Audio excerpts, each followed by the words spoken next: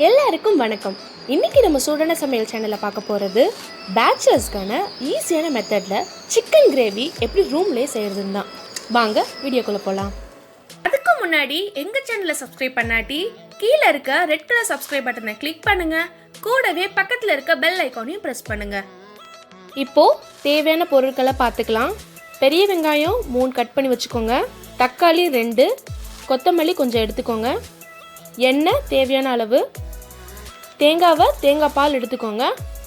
மல்லித்தூள் 2 ஸ்பூன், மஞ்சத்தூள் 1/2 ஸ்பூன், மிளகாத்தூள் 2 ஸ்பூன், கரம் மசாலாவை ஃப்ரெஷ்ஷாக அரைச்சி போடுங்க.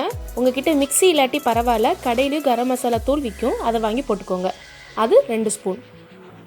உப்பு தேவையான அளவு, ½ லெமன், சிக்கன் ½ kg.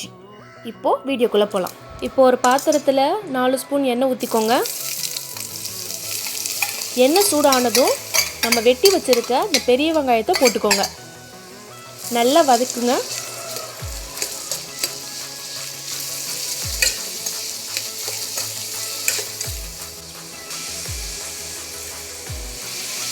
இப்போது கொஞ்சம் உப்பு சேர்த்துக்கலாம். உப்பு சேர்க்கறதுனால வெங்காயம் சீக்கிரம் வதங்கும். இப்போது தக்காளியை போட்டு விடுங்க.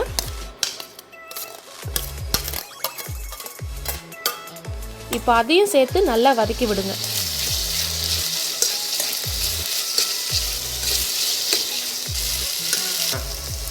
இதில் இஞ்சி பூண்டு பேஸ்ட்டு உள்ளே போட்டு விடுங்க.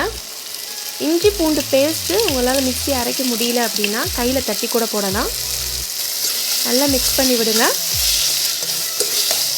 இப்போ நான் ஆல்ரெடி காட்டின எல்லா பொடியும் போட்டு விடுங்க. இப்போ அதில் சிக்கன் மசாலாவும் போட்டுருங்க. சிக்கன் மசாலா 2 ஸ்பூன் போடுங்க. நல்லா கிளறி விட்டுக்கிட்டே இருக்கணும். மசாலா வாடை அடிக்காமல் நல்லா கிளறி விட்டுக்கிட்டே இருங்க. பச்சை வாசனை போனதுக்கு அப்புறமா நம்ம வச்சுருக்க சிக்கனை அதுக்குள்ளே போட்டு விடுங்க.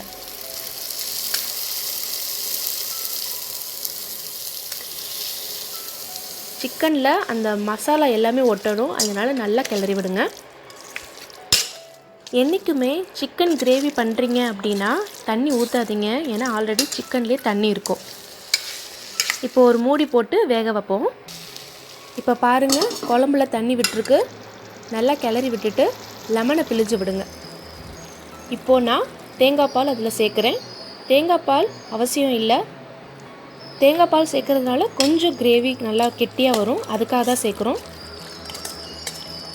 இப்போது 1 நிமிஷம் வதக்கிட்டு பார்த்தீங்கன்னா சிக்கன் கிரேவி ரெடியாக இருக்கும்.